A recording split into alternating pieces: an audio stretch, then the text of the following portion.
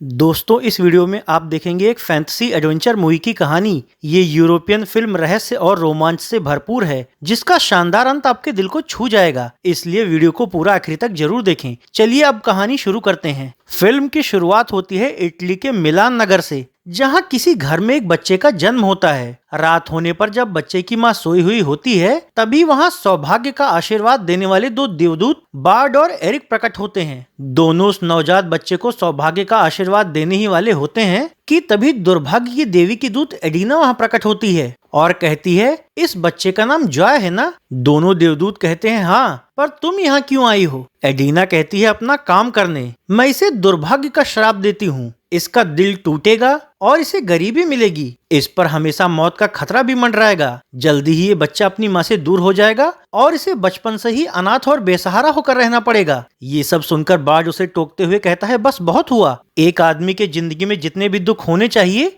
उन सभी का दुर्भाग्य तो तुमने इसे दे दिया है। दुष्ट एडिना कहती है, हाँ, मैंने अपना काम कर दिया। तो देवदूत एरिक कहता है, मैं इसे सौभाग्य का आशीर्वाद देता हूँ कि इसका दिल ज्यादा देर तक नहीं टूटा रहेगा और ना ही ज्यादा देर दुखी रहेगा। बार्ड कहता है, मैं भी इसे सौभाग्य का आशीर्वाद देता हूँ। इसकी गरीबी ज्यादा दिन नहीं रहेगी, इसे ढेर सारा धन मिलेगा और ये अमीरों वाली जिंदगी जिएगा। अब एरिक फिर से इस बच्चे को आशीर्वाद देते हुए कहता है, मैं इसे नेक दिल होने और बहादुर होने का भी आशीर्वाद दे रहा हूँ, जिसकी बदौलत ये मौत को भी जीत लेगा। इससे एडिना चिढ़ जाती है और उन दोनों से कहती है, मैंने इसे दुर्भाग्य के जितने भी श्राप दिए हैं, तुम दोनों ने उसे अपने सौभाग्य के आशीर्वाद से बदलने की कोशिश की है, लेकिन मौत से कोई नहीं जीत सकता। मैं भी देखूंगी कि मेरा श्राप ज्यादा ताकतवर है या तुम दोनों का आशीर्वाद।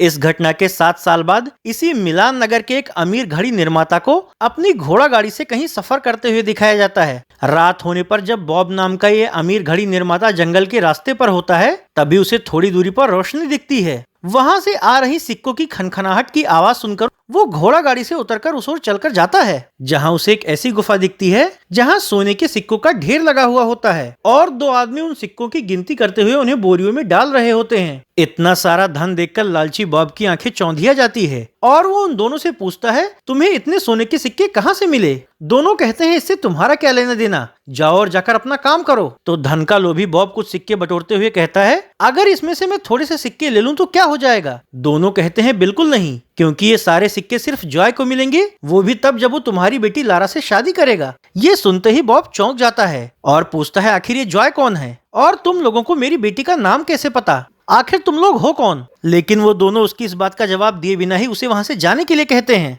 तभी बॉब की आंख खुल जाती है और वो खुद को अपने घर के सामने बग्घी में बैठा हुआ पाता है। जागने के बाद वो इस सपने के बारे में सोच ही रहा होता है कि इसी दौरान उसे उसके जूते में चिपका हुआ एक वैसा ही सोने का सिक्का मिलता है जैसा कि उसने सपने में देखा था। इससे हैरान होकर वो सिक्के को उठा लेता है। हालांकि उसे समझ में नहीं आ रहा होता कि उसने जिस खजाने को सिर्फ सपने में देखा था, उसका एक सिक्का यहाँ कैसे पहुँच गया। तभी दुर्भाग्य की देवी की दूत एडिना उसके बग्घी के पास आती है और उससे वो सिक्का मांगने लगती है। एडिना का अजीब सा चेहरा देखकर बॉब सकपका जाता है और उससे कहता है, मेरे पास कोई सिक्का नहीं है, जाओ यहाँ से। ये कहते हुए वो बग्घी से उतरकर अपनी हवेली की ओर जाने लगता है। तो एडिना उसके पीछे लग जाती है और उससे कहती है, तुम मुझे वो सोने का सिक्का दे दो, बदले में मुझसे 2 सिक्के ले सकते हो। पर बॉब लालची और कंजूस दोनों होता है, इसलिए वो उसकी बात अनसुना करके अपने घर के अंदर चला जाता है, जहां वो उस सिक्के को अपनी पत्नी मायरा को दिखाते हुए उसे अपने सपने के बारे में बताता है। मायरा कहती है, सुनने में तो ये बिल्कुल भी किसी चमत्कार जैसा लगता है। ये सुनकर बॉब खिड़की से बाहर झांकते हुए ये सोचने लगता है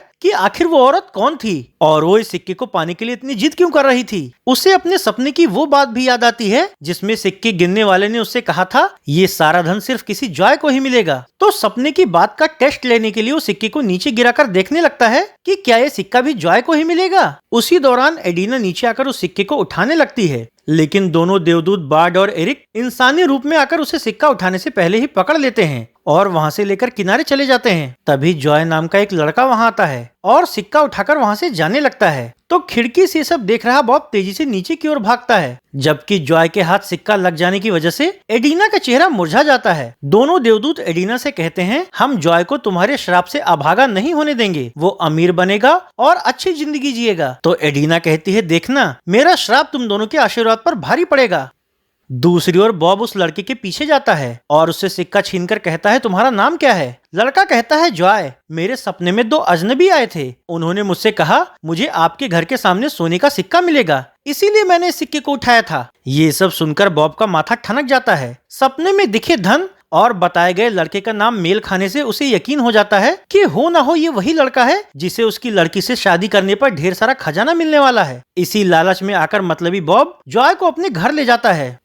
वहां उसे खाना खिलाते वक्त बॉब की पत्नी मायरा उससे पूछती है, तुम कहाँ रहते हो? जॉय कहता है, बचपन में ही माँ बाप के गुजर जाने से अनाथ और बेसहारा हूँ। तो बॉब उससे कहता है, मैं इस नगर का सबसे बड़ा घड़ी निर्माता हूँ। अब से तुम हमारे साथ ही रहोगे और मैं तुम्हें घड़ी बनाना सिखाकर अपना सहायक बनाऊंगा। ये सुनकर बॉब की बेटी लारा खुश हो जाती है। हालांकि बेचारे जॉय को बॉब के इरादे बिल्कुल भी नहीं पता होते। इसके बाद रात होने पर बॉब अपनी पत्नी से कहता है, जॉय के बड़े होने पर जब मैं उससे हमारी बेटी लारा की शादी कराऊंगा तब सपने के मुताबिक जॉय को ढेर सारा खजाना मिलेगा, लेकिन क्योंकि वो यहीं हमारे साथ रहेगा इसीलिए वो सारा धन मेरा हो जाएगा। तो अब हर रोज बॉब जॉय को घड़ी बनाने का काम सिखाने लगता है, जबकि उसकी पत्नी मायरा अपनी बेटी लारा के साथ साथ ही जॉय को भी पढ़ाया करती है। इस तरह एक साथ खेलते कूदते हुए लारा और जॉय धीरे धीरे गुजरते वक्त के साथ जवान हो जाते हैं। लारा के 21वें जन्मदिन पर बॉब उसकी और जॉय की शादी करवाने की घोषणा कर देता है। ये सुनते ही दोनों बहुत खुश हो जाते हैं, क्योंकि इतने साल साथ रहते रहते ही दोनों एक दूसरे को प्यार करने लगे थे। पर एडिना को अपना शराब प्रभावी बनाना होता है, इसलिए जब बॉब अकेले में होता है तो वो उसके पास जाती है। उसे देखकर बॉब उससे कहता है, तुम तो वही हो ना जो कुछ सालों पहले सिक्का मांगने आई थी, तुरंत यहाँ से बाहर निकल जाओ। इस पर एडिना उससे कहती है, मैं जानती हूँ तुम अपनी बेटी की शादी उस लड़के से इसलिए कराने जा रहे हो ताकि तुम उससे मिलने वाला खजाना पा सको। ये सुनते ही बॉब घबराकर उससे पूछता है, आखिर तुम्हें ये सब कैसे पता चला? एडिना कहती है, मुझे बहुत कुछ पता है, पर शायद तुम्हें एक बात नहीं पता है कि जिस दिन तुम्हारी बेटी लारा जॉय से शादी करेगी उसी रात तुम्हारी मौत हो जाएगी। ऐसे में धन तो तुम्हें मिल जाएगा पर उसे इस्तेमाल करने के लिए तुम जिंदा नहीं बचोगे। ये सुनते ही बॉब बुरी तरह घबरा जाता है, जबकि एडिना अपनी चाल चलकर वहाँ से चली जाती है। वहीं इन सारी बातों से अनजान लारा अपनी सगाई के लिए कपड़े पसंद करने में व्यस्त होती है। इसके अगले दिन जब बॉब अपने परिवार के साथ खाना खा रहा होता है तो वो उन सबसे कहता है, मैं शादी रद्द करने जा रहा हूँ। ये सुनते ही जॉय और लारा के चेहरे की रंगत उड़ जाती है, पर मायरा उनसे इसकी वजह पूछने लगती है तो वो किसी को बिना कुछ बताए ही वहाँ से झल्लाकर उठकर बाहर निकल जाता है। यहाँ से वो एक सराय के अंदर जाता है और वहाँ बैठकर ये सोचने लगता है कि आखिर अब वो क्या करे, क्योंकि अगर शादी से उसे खजाना मिल भी जाए तो फिर उसकी जान जा सकती है। इसी उधेड़ बुन में उसे वहाँ बैठे कुछ लोगों की बातें सुनाई पड़ती हैं, जो कि आपस में किसी ऐसे धर्मगुरु की बात कर रहे होते हैं जिसके पास एक ऐसी चमत्कारी घड़ी हुआ करती थी जो कि मौत आने से पहले ही बजने लगती थी। इस वजह से वो धर्मगुरु 250 साल तक जिंदा रहा, लेकिन जब वो एक दिन घड़ी पहनना भूल गया तो मौत उसी दिन आई और उसको ले गई। ये सुनते ही बॉब सोचने लगता है कि अगर ऐसी घड़ी उसके पास आ जाए तब वो लारा की शादी जॉय से करके खजाना हासिल कर सकता है, क्योंकि तब उसे मौत का डर नहीं रहेगा। इसी बीच एडिना फिर से उसके पास आती है और उससे कहती है कि उन्हें तुम जॉय को घड़ी ढूंढने के लिए भेज दो। अगर वो कभी उसे ढूंढ कर ला पाया तो ठीक, अगर वो नहीं लौटा तो तुम्हें उससे लारा की शादी नहीं करवानी पड़ेगी। लालची बॉब एडिना के इरादे नहीं जानता था, इसलिए वो उसकी इस योजना से सहमत हो जाता है। यहाँ से बॉब जॉय के पास जाता है और उसको बिना पूरा सच बताए ही उससे कहता है, अगर तुम मौत के बारे में सचेत करने वाली घड़ी ले आते हो तो ही मैं तुम्हारी शादी लारा से करूंगा, वरना फिर उसे भूल जाओ। रॉय कहता है, पता नहीं ऐसी कोई चमत्कारी घड़ी मौजूद भी है या नहीं, अगर है भी तो फिर पता नहीं कहाँ होगी, ऐसे में मैं उसे कब तक ढूंढता फिरूंगा, एक बार मुझे इस बारे में लारा से बात करनी होगी। तो बॉब कहता है, रात का वक्त है, इस वक्त वो सो रही होगी और तुम्हें अभी यहाँ से निकलना होगा। जॉय लारा से प्यार करता है, इसीलिए उसे पाने के लिए वो इस अनजान खोज पर जाने की शर्त मान लेता है। हालांकि स्वार्थी बॉब जाने से पहले उसे आखिरी बार भी लारा से नहीं मिलने देता और उसे घर से बाहर करके दरवाजा अंदर से बंद कर देता है। बेचारे जॉय को बाहर उसका पालतू कुत्ता दिखता है तो वो एक पर्ची में लारा मैं तुमसे प्यार करता हूँ और मैं वापस जरूर आऊंगा लिखकर उसे कुत्ते के पट्टे के पीछे छिपा देता है। इसके बाद रात के अंधेरे में ही वो इस अनजान सफर पर निकल पड़ता है। अगली सुबह जागने पर जब लारा को जॉय घर में कहीं नहीं नजर आता तो वो उसे जोर जोर से पुकारने लगती है। इस पर उसका बाप उसे झूठ बोलते हुए कहता है, हमने उसे मान सम्मान प्यार सब दिया, फिर भी कल रात वो चोरों की तरह बिना कुछ बताए ही यहाँ से चुपचाप भाग गया। ये सुनकर लारा बहुत दुखी हो जाती है, उसे यकीन नहीं हो रहा होता कि जॉय ऐसा भी कुछ कर सकता है।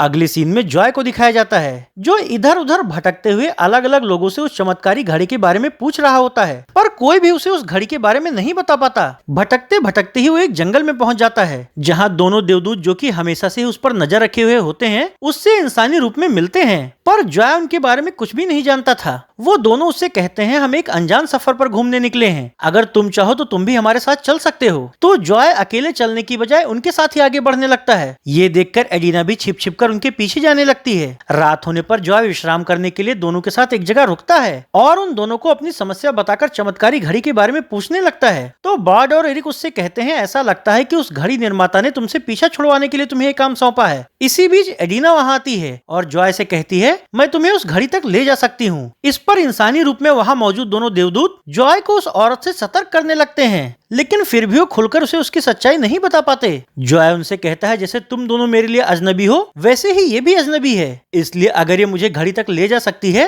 तो मैं इसके साथ जाऊंगा। देवदूत जानते थे कि एडिना जॉय को जरूर किसी मुसीबत में डालने के लिए ले जा रही है, पर वो जॉय की मर्जी के खिलाफ उसे रोक नहीं पाते। वहीं एडिना जॉय को दुर्गम रास्तों से लेकर जा रही होती है जिससे कि जॉय बहुत जल्दी ही थक जाता है। ये देखकर एडिना उसे फंसाने के लिए उसे एकांत में मौजूद एक सराय में आराम करने को कहती है। हालांकि वो खुद सराय के अंदर नहीं जाती और जब जॉय अकेले उस सराय के अंदर दाखिल होता है तो वहाँ मौजूद सराय मालिक उससे कहता है तुम्हें इस सराय में नहीं आना चाहिए था क्योंकि ये सराय श्रापित है। जो भी ग्राहक यहाँ एक बार आता है वो यहीं फंस के रह जाता है। जॉय कहता है ये कैसी अंधविश्वास भरी बातें कर रहे हैं आप। तो मालिक कहता है 12 बजते ही यहाँ पहले से ही आ चुके ग्राहक जो कि इस सराय में फंसे हुए हैं वो सब यहाँ प्रकट होकर पहले तो खाते पीते हैं और फिर शराब के नशे में बहस करते हुए मारपीट करते करते यहाँ सब कुछ तोड़ फोड़ देते हैं। ये घटनाक्रम रात के 12 बजे तक जारी रहता है, फिर वो सभी गायब हो जाते हैं और मैं यहाँ रोज साफ सफाई करके सब कुछ समेटता हूँ। इसके अगले दिन दोपहर 12 बजे फिर से यही सब शुरू हो जाता है। इस तरह ये चक्र चलता रहता है और कोई यहाँ से बाहर नहीं निकल पाता।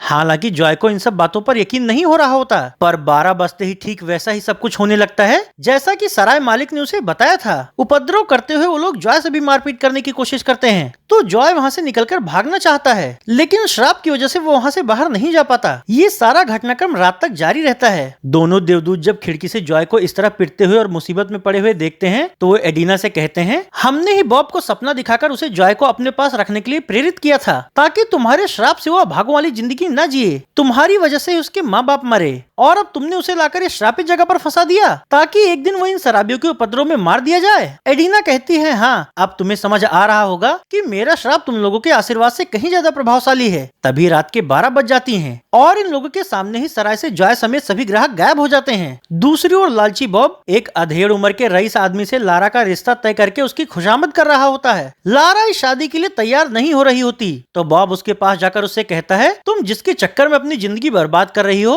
वो तुम्हें छोड़कर चोरों की तरह कहीं भाग चुका है, लेकिन अब मैं जिससे तुम्हारी शादी कर रहा हूँ उसके साथ तुम्हारी पूरी जिंदगी ऐसो आराम में गुजरेगी। तो जारा कहती है मैं जॉय से प्यार करती हूँ और आप उस अधेड़ से मेरी शादी सिर्फ इसलिए कर रहे हैं ताकि आपको ढेर सारा धन मिल सके। ये कोई शादी नहीं मेरा सौदा है। बॉब कहता है तुम कुछ भी कहो तुम्हें ये शादी तो करनी ही पड़ेगी। इस पर लारा की माँ भी उसे समझाते हुए कहती है कि जॉय के लौटने की अब कोई उम्मीद नहीं लगती, ऐसे में तुम्हें शादी कर लेनी चाहिए। अगली रात सराय के अंदर जब शराब में फंसे ग्राहक फिर से पीकर जॉय के साथ मारपीट कर रहे होते हैं तभी दोनों देवदूत ब्राड और एनिक सराय में दूसरे इंसान का रूप लेकर अंदर जाते हैं और जॉय को दंगे से बचाकर एक किनारे ले जाते हैं। जॉय कहता है मैं इस श्राप का क्या करूं? तो दोनों कहते हैं ये श्राप एक पहेली की तरह है, तुम घड़ी बनाना जानते हो। यहाँ जो घड़ी लगी हुई है 12 बजने पर जब उसमें घंटी बजती है तब उसके ऊपर से काठ की कोयल बाहर आती है। उसके पीछे जहाँ घड़ी की मशीन है वहाँ एक असली कोयल का अंडा रखा हुआ है। तुम्हें उसे ढूंढकर उसके अंदर के चूजे को जल्दी से जल्दी बड़ा करना होगा क्योंकि जब वो यहाँ से उड़कर बाहर जाएगा सिर्फ तभी ये श्राप टूटेगा। जॉय कहता है मैं ये सब कैसे कर पाऊंगा और तुम लोगों को इस बारे में कैसे पता है? दोनों कहते हैं हमने ऐसा सुना है और हम लोग भी यहाँ से निकलना चाहते हैं। तो अगले दिन दोपहर में जॉय जैसे ही प्रकट होता है वो मालिक को उसे मिली जानकारी के बारे में बता देता है। इस पर मालिक उसे घड़ी के मशीन वाले कमरे के अंदर ले जाता है। जॉय घड़ी के मशीन के पुर्जों को ध्यान से देखता है जहां उसे सुइयों के पीछे छिपा हुआ कोयल का एक अंडा दिख जाता है जिससे कि वो सुरक्षित बाहर निकाल लेता है। मालिक उससे कहता है अब इसका क्या करना है? तो जॉय उसे सूरज की रोशनी में ले जाता है। इससे अंडे में कुछ हलचल होने लगती है। उधर श्राप में फंसे हुए बाकी ग्राहक लड़ना शुरू कर देते हैं। वहीं जॉय को इस बात का आभास हो जाता है कि अंडा जरूर कोई खास अंडा है, इसलिए वो उसकी और बर्तन की चमक से और भी ज्यादा सूर्य की रोशनी मोड़ देता है, जिससे कि देखते ही देखते अंडे की खोल टूट जाती है और बच्चा उसमें से बाहर आ जाता है। उसे देखकर मालिक की पत्नी कहती है, अगर ये अंडे के अंदर से इतनी तेजी से विकसित होकर बाहर आ सकता है तो इसे खिलाने पर शायद ये जल्दी बड़ा हो जाए। हालांकि वो बच्चा एक आदमी जितना खाना खाता है और फिर तेजी से बड़ा हो जाता है। उसके इस परिवर्तन को देखकर वहाँ सभी लड़ना बंद कर देते हैं। इसके बाद कोयल के वहाँ से उड़ते ही वहाँ का श्राप भी टूट जाता है। तो श्राप टूटते ही जॉय जल्दी से वहाँ से बाहर निकल आता है। हालांकि वहाँ से जाते वक्त सराय मालिक उससे कहता है, राजधानी के बाजार में एक बड़ा मेला चल रहा है जिसमें अलग अलग जगहों से खेल तमाशा दिखाने वाले आए हुए हैं। जिस घड़ी के बारे में तुमने मुझसे पूछा था,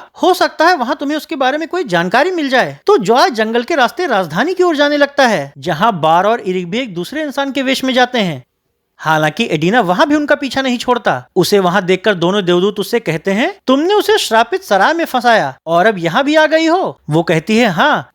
अगले सीन में लारा को दिखाया जाता है। उसकी मर्जी के बगैर ही बॉब उसकी शादी रईस अधेर से करवा रहा होता है। हालांकि रस्म शुरू होने से पहले ही उनका पालतू कुत्ता लारा के पास आकर अपनी गर्दन उसकी हाथ पर रगड़ने लगता है। ये देखकर लारा जैसे ही उसके पट्टे पर हाथ रखती है, वैसे ही पट्टे के पीछे दबी पर्ची नीचे गिर जाती है। तो लारा उसे उठाकर सबके सामने पढ़ती है, जिसमें कि जॉय ने उसे प्यार कर और वापस लौटने का जिक्र किया था। तो अब ये जानकर कि जॉय भी उससे प्यार करता है, वो शादी किए बिना ही वहाँ से निकलकर अपने घर में चली जाती है। दूसरी ओर मेले में घूम रहे जॉय को एक ठेले पर रखे हुए पिंजरे के अंदर एक जानवर जैसा दिखने वाला इंसान दिखता है। वो जॉय से विनती करते हुए कहता है, मेरी मदद करो, मैं भी तुम्हारी तरह ही इंसान हूँ, लेकिन मेरे ऐसे रूप की वजह से एक तमाशे वाले ने मुझे पकड़ कर रखा है। इसी बीच उस पिंजरे का मदारी वहाँ आ जाता है और जॉय से पूछता है, तुम यहाँ क्या ताका झांकी कर रहे हो? इसको देखने के लिए पैसे लगते हैं। जॉय कहता है, मेरे पास तो एक भी सिक्का नहीं है, लेकिन तुम्हें इसे आजाद कर देना चाहिए। तो मदारी उसे फटीचर समझकर वहाँ से भगा देता है। ऐसे में जॉय को दूसरे इंसान के रूप में मौजूद देवदूत मिलते हैं और उससे कहते हैं, आज रात हम उस मदारी को उलझा कर रखेंगे, तब तुम पिंजरे से कैदी को आजाद कर देना। तो जॉय उनकी बात मानकर ऐसा ही करता है। जिस वक्त देवदूत मदारी को पास के शराब खाने में शराब पिलाने के बहाने ले जाते हैं, उसी वक्त जॉय पिंजरे से पशु मानव को आजाद करके उसके साथ वहाँ से भाग निकलता है। इधर शराब खाने में दोनों देवदूत गलती से पानी समझकर थोड़ी शराब पी लेते हैं, जिससे कि वो दोनों भी नशे में आ जाते हैं। ऐसे में जब मदारी उनके साथ पिंजरे के पास आता है और उसे पिंजरे के अंदर पशु मानव नहीं दिखता, तो वो गुस्से में आकर उन दोनों को ही पिंजरे के अंदर बंद कर देता है। नशे की हालत में होने की वजह से उन दोनों को कुछ पता भी नहीं चल पाता। अगली सुबह पशु मानव जॉय को उसकी मदद करने के बदले मौत की सूचना देने वाली चमत्कारी घड़ी देता है। हैरान होकर जॉय उससे पूछता है, तुम्हें ये कहाँ मिली? वो कहता है, मेरी ऐसी शक्ल की वजह से सभी लोग मुझसे डरकर दूर भागते थे, लेकिन एक अंधे धर्मगुरु ने मुझे अपना सहायक बनाया। ये चमत्कारी घड़ी उसी के पास थी। जब जब मौत उसके करीब आती थी, उसे इस घड़ी की वजह से पता चल जाता था। इसी वजह से वो 250 साल जिया। पर एक बार वो एक घड़ी पहनना भूल गया था। जब तक मैं घड़ी लेकर उसके पास वापस आता, तब तक मौत एक पतंगे के रूप में आकर उसे मार चुकी थी। लोगों को लगा कि मैंने उसे मारा है, इसीलिए मुझे वहाँ से भागना पड़ गया। तो जॉय उसे धन्यवाद देते हुए घड़ी बॉब के पास ले जाने के लिए वहाँ से निकल पड़ता है। लेकिन एडिना को ये बिल्कुल मंजूर नहीं होता कि वो उसके श्राप के बावजूद एक खुशहाल जिंदगी जिए। इसीलिए वो उस पे घात लगाकर उसे नीचे गिरा देती है और उसके पास से घड़ी छीनकर भागने लगती है। तो जॉय भी घड़ी लेने के लिए उसका पीछा करने लगता है। इधर देवदूत होश में आने पर अपना रूप बदलकर मदारी को डराते हैं, जिससे घबराकर मदारी पिंजरा खोलकर उन्हें आजाद कर देता है। अगले सीन में लारा को दिखाया जाता है, जिसे खाना पीना छोड़ने की वजह से अस्पताल में भर्ती करना पड़ता है। डॉक्टर बॉब से कहते हैं, अगर ऐसे ही चलता रहा तो इसको बचाना मुश्किल होगा। दूसरी ओर दुष्ट एडिना भागते भागते रहस्यमयी काली पहाड़ी तक पहुंच जाती है और वहां पूरी ताकत से घड़ी को पहाड़ी के ऊपरी हिस्से पर फेंककर जॉय से कहती है, अगर ला सकते हो तो वहां से उस घड़ी को ले आओ। पर यह कोई आम पहाड़ नहीं है, इस पर चढ़ना और वापस लौटना नामुमकिन है। जॉय कहता है, मैं जारा के लिए कोई भी खतरा उठाऊंगा, और फिर वो रहस्यमयी पहाड़ी पर चढ़ने लगता है। इस दौरान वो कई बार लड़खड़ाता है, कई बार मरते मरते भी बचता है, पर फिर भी हिम्मत करके वो पहाड़ी पर चढ़ना जारी रखता है। आखिरकार फिर काफी देर की मशक्कत के बाद जैसे ही जॉय पहाड़ी के ऊपरी हिस्से में पहुंचकर घड़ी को उठाता है, वैसे ही वहां मौत की देवी मोरेना प्रकट होकर उससे कहती है, यहाँ से कभी कोई जिंदा वापस नहीं जाता। जॉय कहता है, मुझे अपने प्यार के लिए वापस जाना है। तभी मौत की देवी के पीछे वाला सिर उससे कहता है, मैं जीवन की देवी एरिना हूँ। अगर तुम यहाँ बिना किसी मशीनी पुर्जे के